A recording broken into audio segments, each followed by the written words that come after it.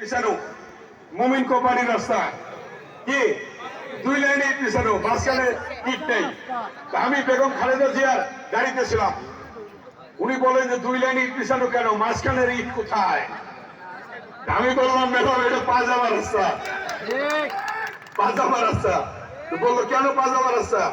আমরা বললাম যে এটা হচ্ছে না কাজ, যার জন্য আজকে 2 লাইনে ইট পিছানো, শুধু চাকাটা 2 বাসের মুমিন কোম্পানির বাসের মুরিদ টিন সেই বাসের চাকা দুটো যায়, সেই রাস্তা আমরা পাকা করেছি।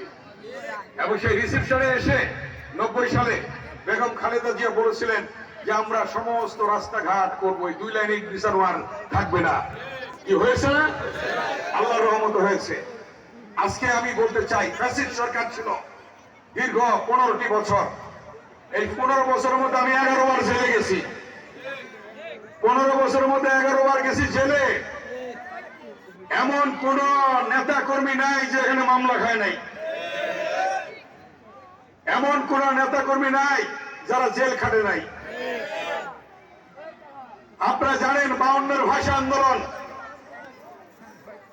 সালাম বরকতের রক্তের বিনিময়ে মায়ের ভাষা পেয়েছিলাম। আপনারা জানেন 62 শিক্ষা আন্দোলন, আমরা ওয়াজুল্লাহ বাবুনের রক্তের বিনিময়ে শিক্ষার অধিকার পেয়েছিলাম।